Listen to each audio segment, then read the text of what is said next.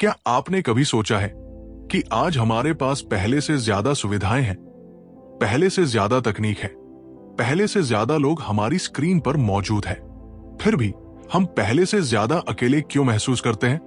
क्यों आज का युवा छोटी सी असफलता से टूट जाता है? क्यों बच्चों के चेहरे से बेफिक्री गायब होती जा रही है? अगर आपके मन में भी कभी ये सवाल आए हैं, तो आज का ये ऑडियो बुक आपकी सोच बदल सकता है। आज हम समझेंगे कि हमारी सबसे बड़ी समस्या केवल मोबाइल नहीं है, बल्कि वो तरीका है जिससे हमने अपनी नई पीढ़ी को बड़ा करना शुरू कर दिया है। आज हम बात करेंगे एक ऐसी पुस्तक की जिसने पूरी दुनिया में बच्चों और युवाओं के मानसिक स्वास्थ्य पर एक नई चर्चा शुरू कर दी। इस पुस्तक का नाम है द एंग्शियस जनरेशन और इसके लेखक है जोनाथन हैट। यह पुस्तक हमें बताती है कि चिंता, तनाव, अकेलापन और आत्मविश्वास की कमी अचानक पैदा नहीं हुई। इसके पीछे कई ऐसे बदलाव हैं जिन्हें हमने सामान्य मान लिया है।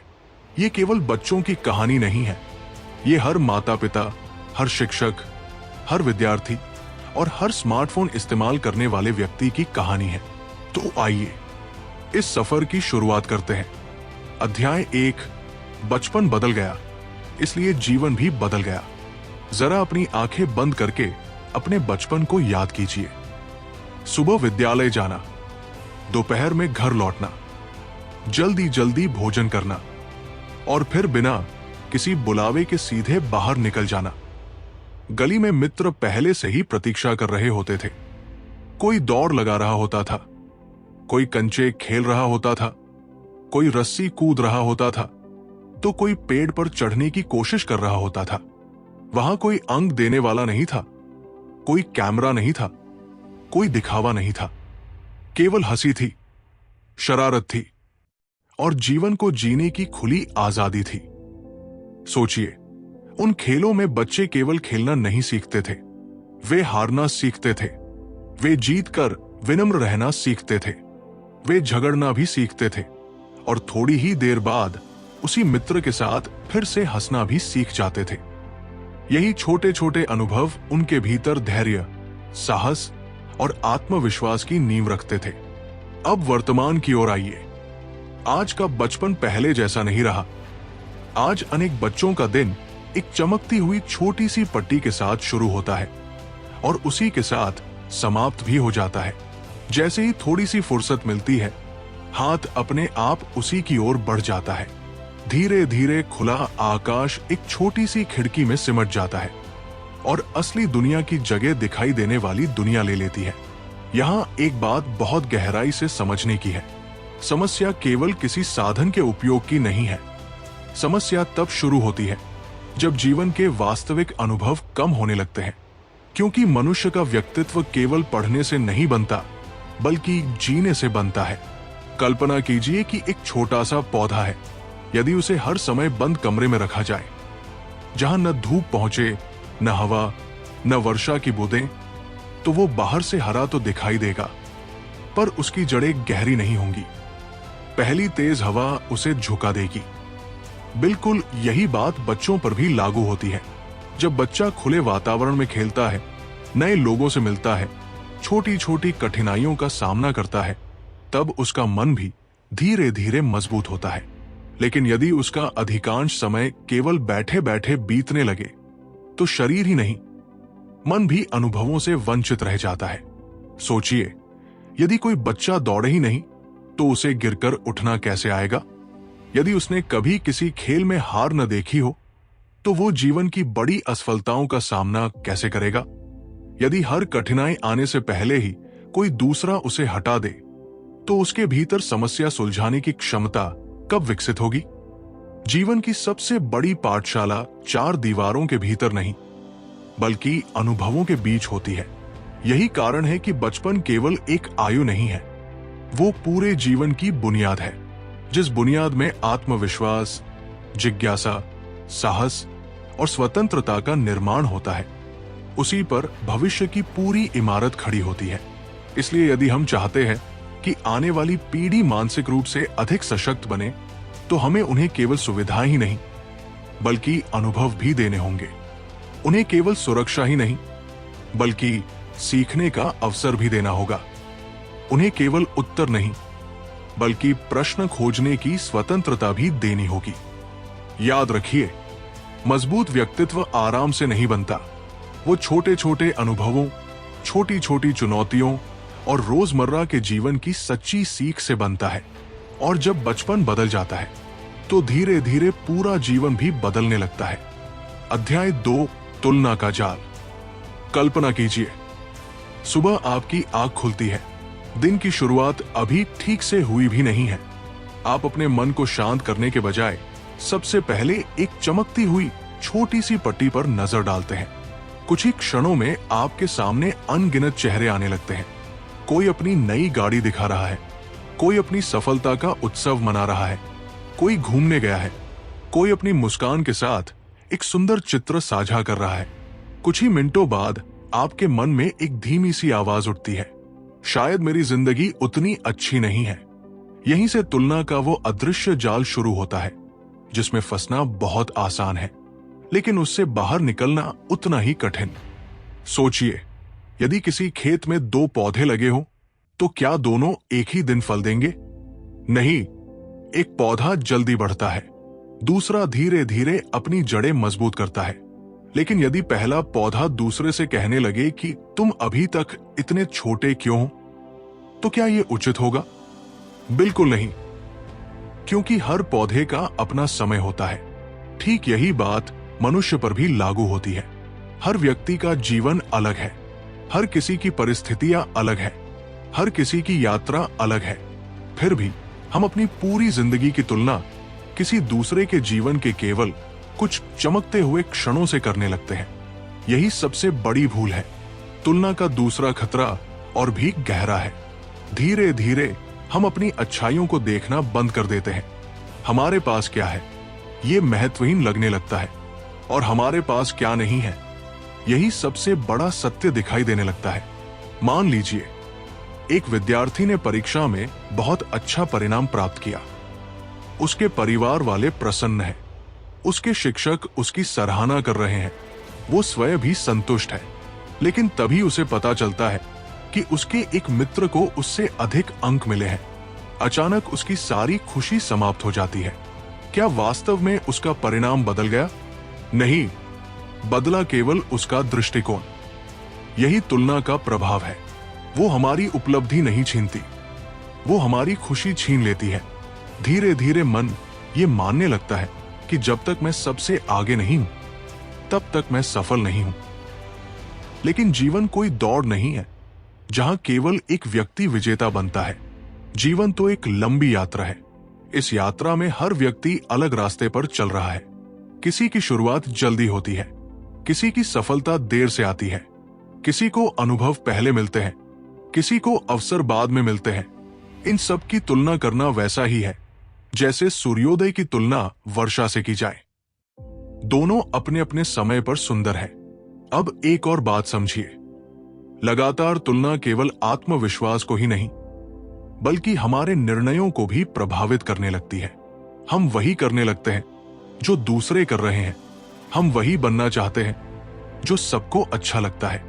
धीरे धीरे हम भूल जाते हैं कि वास्तव में हमारी अपनी रुचि क्या है, हमारा अपना लक्ष्य क्या है, हमारी अपनी पहचान क्या है।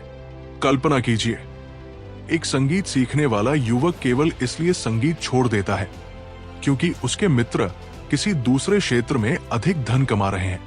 क्या उसने सही निर्णय लिया? शायद नहीं। उसने अपने मन की आवाज नहीं सुनी, उसने केवल तुलना की आवाज सुनी। याद रखिए, दूसरों की राह देखकर चलने वाला व्यक्ति मंजिल तक तो पहुंच सकता है, लेकिन अपने सपनों तक नहीं पहुंच पाता। इसलिए जीवन में एक नया नियम बनाइए। आज आप कल से कितने बेहतर हैं, बस यही तुलना कीजिए। यदि आज आपका धैर्य थोड़ा बढ़ा है, यदि आज आपने कुछ नया सीखा है, यदि आज आपने किसी की सहायता की है, यदि आज आप कल से अधिक शांत हैं, तो समझ लीजिए कि आप सही दिशा में आगे बढ़ रहे हैं। दुनिया में हमेशा कोई न कोई आपसे आगे भी होगा और कोई न कोई आपसे पीछे भी होगा। यदि आप हर समय इधर उधर देखते रहेंगे तो अपने रास्ते की सुंदरता कभी नहीं देख पाएंगे। इसलिए अपने कदमों पर विश्वास रखिए, अपनी गति को स्वीकार कीजिए, अपनी यात्रा का सम्मान कीजिए, क्योंकि जो व्यक्ति अपनी तुलना दूसरों से करना छोड़ देता है, वही पहली बार अपने भीतर छिपी हुई वास्तविक शक्ति को पहचानना शुरू करता है, और उसी दिन से उसका जीवन दूसरों की स्वीकृति पर नहीं, बल्कि अपने आत्मविश्वास पर चलना शुरू कर देता है। अध्याय 3, अकेलापन भीड़ में भी हो सकता है। जरा एक दृश्य की कल्पना कीजिए। एक बड़ा कमरा है, उस कमरे में बहुत से लोग बैठे हैं, हर किसी के हाथ में एक चमकता हुआ उपकरण है, सबकी नजरें उसी पर टिकी हुई है। कोई मुस्कुरा रहा है, कोई कुछ देख रहा है, कोई किसी को उत्तर दे रहा है, लेकिन पूरे कमरे में सन्नाटा है। इतने सारे लोग एक साथ मौजूद हैं, फिर भी कोई किसी से सच में जुड़ा हुआ नहीं है। यही हमारे समय की सबसे बड़ी विडंबना है। पहले अकेलापन तब महसूस होता था जब आसपास कोई न हो। आज अकेलापन तब भी महसूस हो जाता है जब चारों ओर लोग मौजूद हों, क्योंकि साथ बैठना और दिल से जुड़ना दोनों अलग अलग बातें हैं। मनुष्य केवल शरीर से नहीं जीता, वो संबंधों से जीता है। उसे किसी ऐसे व्यक्ति की आवश्यकता होती है जिसके सामने वो बिना किसी डर के अपने मन की बात कह सके, जहां उसे अपनी कमजोरियां छिपानी न पड़े, जहां उसे हर समय स्वयं को श्रेष्ठ सिद्ध करने की आवश्यकता न हो। यही सच्चे संबंध होते हैं। लेकिन धीरे धीरे जीवन में एक बदलाव आने लगा। अब लोग अपने जीवन को जीने से अधिक उसे दिखाने में समय लगाने लगे। चेहरे पर मुस्कान हो या न हो, चित्र में मुस्कान अवश्य होती है, मन के भीतर बेचैनी हो, फिर भी बाहर सब कुछ अच्छा दिखाई देता है। धीरे धीरे हम अपने असली रूप से दूर होने लगते हैं। हम सोचने लगते हैं कि यदि हम वैसे नहीं दिखेंगे जैसे लोग देखना चाहते हैं, तो शायद हमें स्वीकार नहीं किया जाएगा। यहीं से मन पर एक अदृश्य बोझ बढ़ने लगता है। कल्पना कीजिए, एक युवक है, दिन भर वो बहुत लोगों से जुड़ा हुआ दिखाई देता है, उसे अनेक संदेश मिलते हैं, उसकी हर बात पर लोग प्रतिक्रिया देते हैं। लेकिन रात को जब वो अपने कमरे में अकेला बैठता है तो उसे लगता है कि उसकी बात सचमुच सुनने वाला कोई नहीं है। ये भावना धीरे धीरे मन को भीतर से खाली करने लगती है, क्योंकि मनुष्य को केवल लोगों की संख्या नहीं चाहिए, उसे अपनापन चाहिए। एक सच्ची बातचीत कई औपचारिक बातों से अधिक मूल्यवान होती है। एक सच्चा मित्र सैकड़ों परिचितों से अधिक महत्व रखता है। सोचिए, जब हम छोटे थे तब मित्रों के साथ बैठकर घंटों बातें होती थी, कभी किसी पेड़ के नीचे, कभी छत पर, कभी गली के किसी मोड़ पर। कोई जल्दी नहीं होती थी, हम हंसते थे, बहस करते थे, अपने डर भी बताते थे और अपने सपने भी। यही बातचीत मन को हल्का कर देती थी। आज बातचीत कम होती जा रही है, संदेश बढ़ गए हैं, लेकिन संवाद घट गए हैं। शब्द पहुंच जाते हैं, भावनाएं नहीं पहुंच पाती। इसी कारण मन के भीतर जमा हुआ बोझ बढ़ता जाता है। अब एक और बात समझिए, जब मनुष्य स्वयं की तुलना दूसरों से करता रहता है तो वो अपने जीवन का केवल उजला भाग दिखाने लगता है। उसे लगता है कि यदि उसने अपनी कठिनाइयां बता दी तो लोग उसे कमजोर समझेंगे, इसलिए वो चुप रहने लगता है। लेकिन मन की पीड़ा चुप रहने से समाप्त नहीं होती, वो भीतर ही भीतर और गहरी होती जाती है।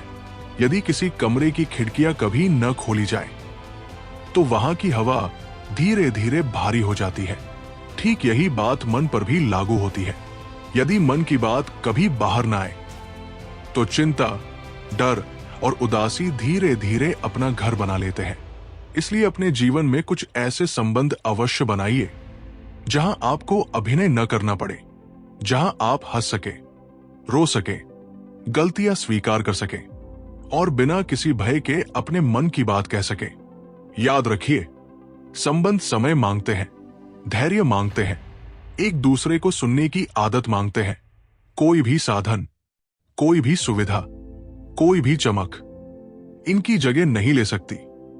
आज यदि आप किसी अपने के साथ बैठे हैं तो कुछ देर के लिए सब कुछ एक ओर रख दीजिए, उसकी आंखों में देखिए, उसकी बात ध्यान से सुनिए, अपने मन की बात भी कहिए।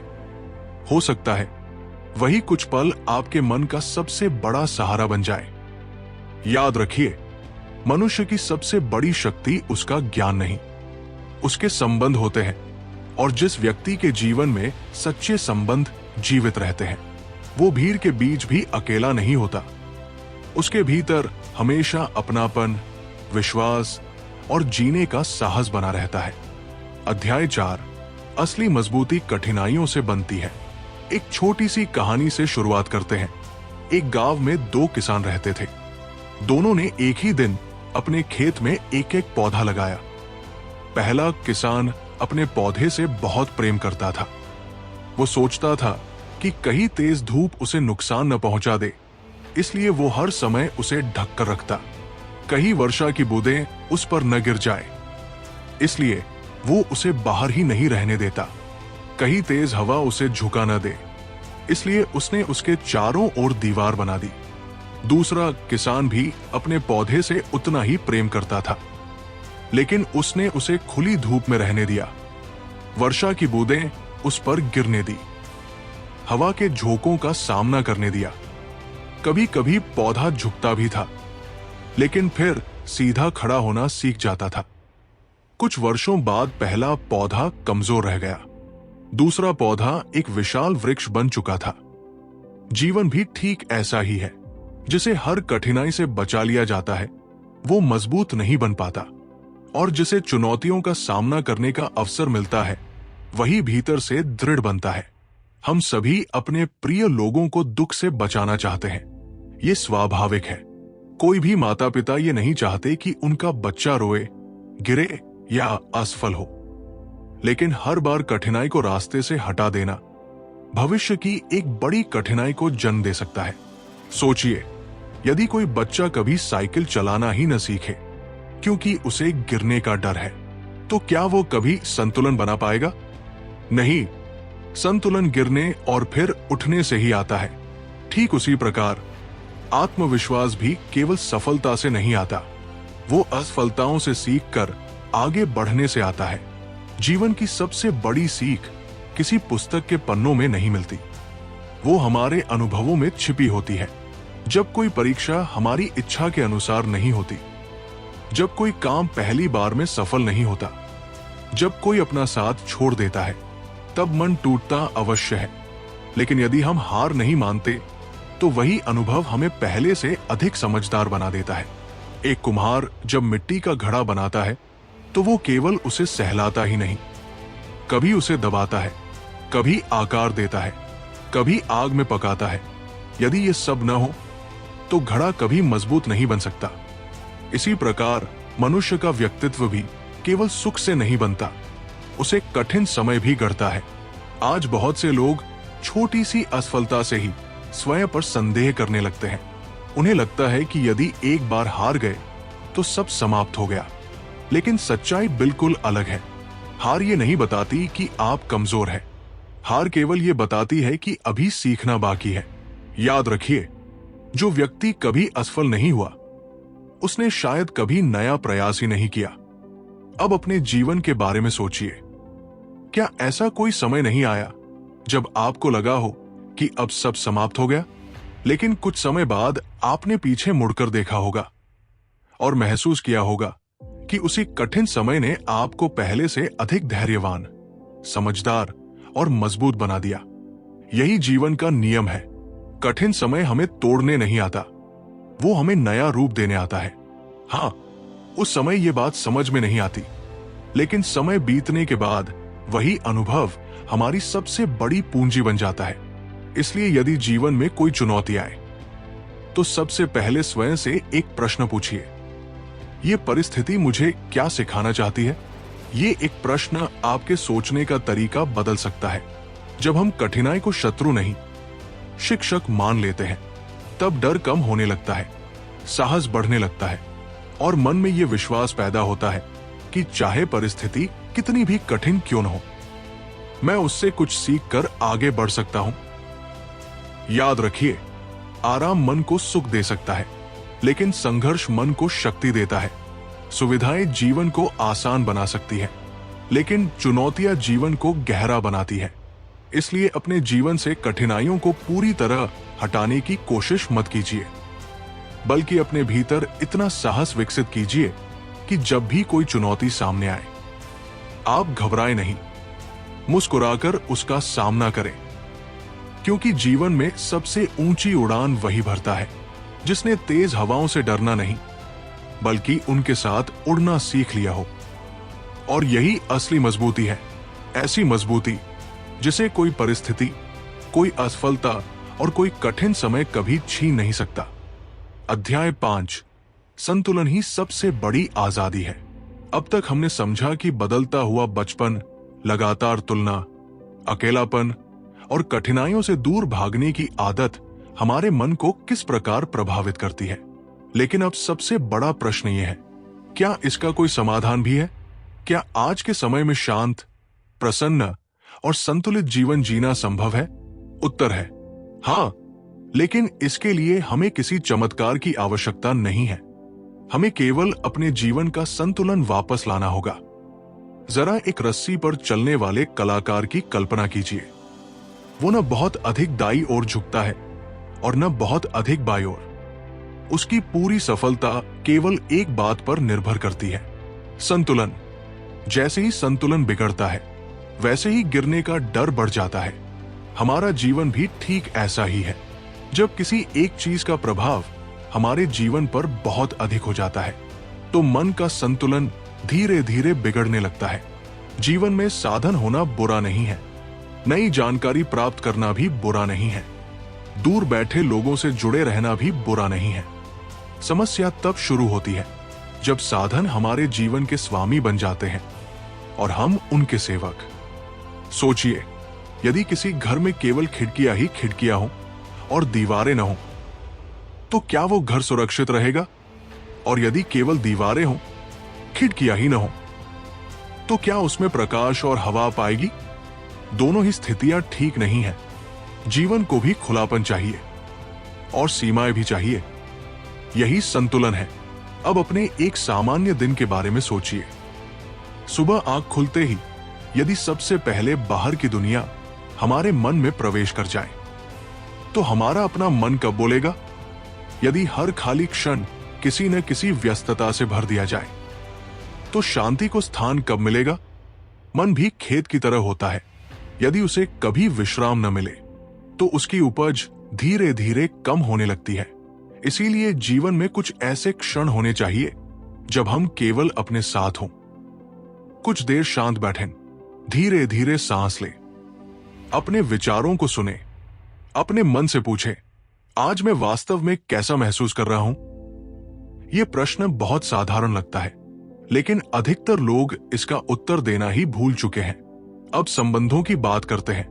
घर में परिवार साथ बैठा हो, लेकिन हर व्यक्ति अपने अपने काम में डूबा हो, तो वो केवल साथ बैठना है, साथ जीना नहीं।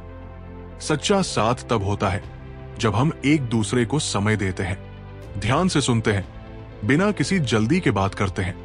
कभी कभी केवल कुछ मिनटों की सच्ची बातचीत पूरे दिन की थकान दूर कर देती है। जीवन की सबसे सुंदर स्मृतियां किसी चमकती हुई पट्टी पर नहीं बनती, वे बनती है एक साथ बैठकर हंसने से, एक साथ भोजन करने से, एक दूसरे की आंखों में देखकर बात करने से, और बिना किसी कारण अपने प्रियजनों के साथ समय बिताने से। अब प्रकृति की ओर लौटते हैं। सोचिए, जब भी आप किसी नदी के किनारे बैठे हों या किसी पेड़ की छाया में कुछ देर रुके हों, तो मन अपने आप हल्का क्यों हो जाता है? क्योंकि प्रकृति हमें धीरे चलना सिखाती है। वो किसी दौड़ में नहीं है। सूरज हर दिन अपने समय पर निकलता है, पेड़ अपने समय पर फल देते हैं, नदी बिना किसी शोर के बहती रहती है। प्रकृति हमें याद दिलाती है कि जीवन का सौंदर्य गति में नहीं, संतुलन में है। इसलिए अपने दिन में कुछ ऐसे क्षण अवश्य रखिए जब आप खुली हवा में चलें, आकाश को देखें, पक्षियों की आवाज सुनें, धरती की सुगंध महसूस करें। ये छोटे छोटे अनुभव मन को उस शांति से भर देते हैं जिसे कोई वस्तु कभी नहीं दे सकती। अब एक अंतिम बात, बहुत लोग आजादी का अर्थ ये समझते हैं कि मैं जो चाहूं, जब चाहूं, जितना चाहूं वही करूं।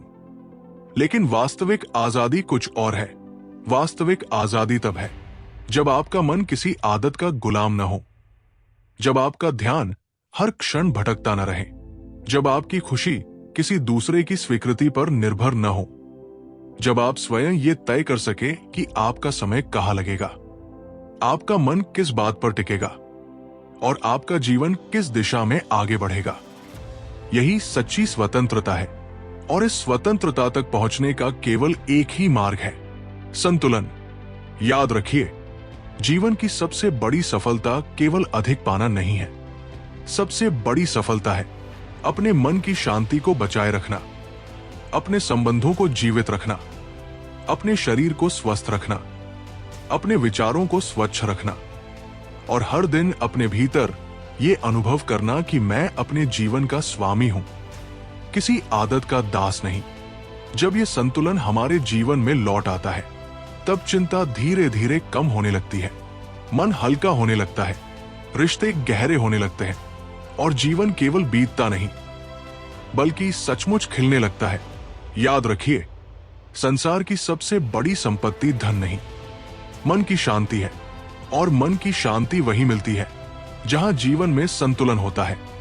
अगर आप यहां तक हमारे साथ बने हुए हैं तो आपका बहुत बहुत स्वागत है।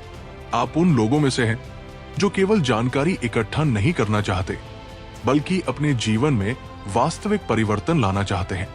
अब बात करते हैं इस पुस्तक के सबसे प्रभावशाली विचारों की। ये केवल पढ़ने के लिए नहीं है बल्कि जीवन में उतारने के लिए है। Number 1, childhood needs real experiences, not just digital ones. लेखक का संदेश है कि बचपन का सबसे बड़ा शिक्षक वास्तविक जीवन होता है। खुले मैदान में खेलना, मित्रों के साथ समय बिताना, छोटी छोटी कठिनाइयों का सामना करना और अपने अनुभवों से सीखना, यही मानसिक मजबूती की असली नींव है। केवल आभासी दुनिया में बिताया गया समय जीवन का पूरा अनुभव नहीं दे सकता। Number 2, comparison steals joy before failure ever can. लेखक हमें समझाते हैं कि कई बार हमारी खुशी किसी असफलता से नहीं बल्कि लगातार तुलना करने की आदत से छिन जाती है। जब हम अपनी यात्रा की तुलना किसी दूसरे के जीवन से करते हैं, तब हम अपनी प्रगति को देखना ही छोड़ देते हैं। इसलिए अपने कल से बेहतर बनने पर ध्यान दीजिए, किसी और से बेहतर बनने पर नहीं। Number 3, strong relationships protect a healthy mind. मनुष्य को सबसे अधिक आवश्यकता सच्चे संबंधों की होती है। ऐसे लोग जिनके सामने हम बिना किसी डर के अपने मन की बात कह सके। जब जीवन में विश्वास, अपनापन और संवाद बना रहता है, तब मन भी अधिक शांत और संतुलित रहता है। Number 4, resilience grows through challenges. जीवन की कठिनाइयां हमें रोकने नहीं आती बल्कि हमें मजबूत बनाने आती है। हर चुनौती हमें कुछ नया सिखाती है। हर असफलता हमें अगले प्रयास के लिए तैयार करती है। जो व्यक्ति कठिन समय से सीखता है, वही आगे चलकर सबसे अधिक आत्मविश्वासी बनता है। Number 5, balance is the foundation of a peaceful life. लेखक का सबसे गहरा संदेश यही है कि जीवन में संतुलन होना आवश्यक है। काम और विश्राम, परिवार और व्यक्तिगत समय, सुविधा और सादगी, जब इन सब में संतुलन बना रहता है, तभी मन को वास्तविक शांति मिलती है। अब बात करते हैं इस पुस्तक से मिलने वाले 5 जीवन बदलने वाले पाठों की। पाठ 1, हर दिन कुछ समय वास्तविक जीवन को दीजिए। हर दिन थोड़ा समय ऐसा रखिए जब आप किसी साधन से दूर रहकर अपने परिवार, मित्रों या प्रकृति के साथ समय बिताएं। यही छोटे छोटे पल मन को सबसे अधिक ऊर्जा देते हैं। पाठ 2, अपनी तुलना केवल अपने कल से कीजिए। हर रात स्वयं से केवल एक प्रश्न पूछिए, क्या मैं आज कल से थोड़ा बेहतर बना हूं? यदि उत्तर हां है, तो आप सही दिशा में आगे बढ़ रहे हैं। पाठ 3, अपने संबंधों में समय निवेश कीजिए। हर दिन किसी अपने से बिना किसी जल्दी के कुछ मिनट बात कीजिए। केवल सुनिए, समझिए और अपने मन की बात भी साझा कीजिए। मजबूत संबंध मानसिक शांति की सबसे बड़ी शक्ति होते हैं। पाठ 4, कठिनाइयों से भागिए मत, उनसे सीखिए। जब भी कोई चुनौती आए, स्वयं से पूछिए, ये परिस्थिति मुझे क्या सिखाना चाहती है? यही एक प्रश्न डर को सीखने के अवसर में बदल सकता है। पाठ 5, अपने जीवन का संतुलन स्वयं तय कीजिए। अपने दिन का कुछ समय पढ़ने के लिए रखिए, कुछ समय शरीर को सक्रिय रखने के लिए, कुछ समय अपने प्रियजनों के लिए और कुछ समय केवल अपने मन की शांति के लिए। याद रखिए, जिस व्यक्ति का जीवन संतुलित होता है, उसका मन भी संतुलित होता है, और जिसका मन संतुलित होता है, उसी के लिए सफलता, प्रसन्नता और संतोष के द्वार सबसे पहले खुलते हैं। अब हम इस पुस्तक के आखिरी पड़ाव पर आ चुके हैं। आइए पूरे विचार को बहुत संक्षेप में समझते हैं। इस पुस्तक का सबसे बड़ा संदेश यह है कि चिंता और अकेलापन केवल व्यक्ति की समस्या नहीं है, बल्कि हमारे बदलते जीवन जीने के तरीकों का परिणाम भी हो सकते हैं। यदि हम अपने जीवन में संतुलन बनाए रखें, अपने संबंधों को समय दें, कठिनाइयों से सीखने का साहस रखें और वास्तविक जीवन के अनुभवों को महत्व दें, तो हम अपने मन को अधिक शांत, मजबूत और प्रसन्न बना सकते हैं। याद रखिए, सच्ची खुशी दूसरों से आगे निकलने में नहीं, बल्कि स्वयं को हर दिन थोड़ा बेहतर बनाने में है। सच्ची मजबूती कठिनाइयों से भागने में नहीं, बल्कि उनका सामना करने में है। और सच्ची आजादी किसी भी आदत की गुलामी से मुक्त होकर अपने मन और अपने समय पर स्वयं का अधिकार रखने में है। यदि आज की इस पुस्तक से आप केवल एक बात भी अपने जीवन में अपनाते हैं, तो वो छोटा सा परिवर्तन आने वाले समय में आपके जीवन की दिशा बदल सकता है। याद रखिए, एक शांत मन, मजबूत संबंध और संतुलित जीवन, यही एक सुखी और सफल जीवन की सबसे बड़ी पहचान है। इसी प्रेरणादायक विचार के साथ हम आज की इस पुस्तक का सार यही समाप्त करते हैं। मिलते हैं अगली ज्ञानवर्धक पुस्तक के साथ। तब तक सीखते रहिए, आगे बढ़ते रहिए और अपने जीवन को हर दिन पहले से बेहतर बनाते रहिए। धन्यवाद।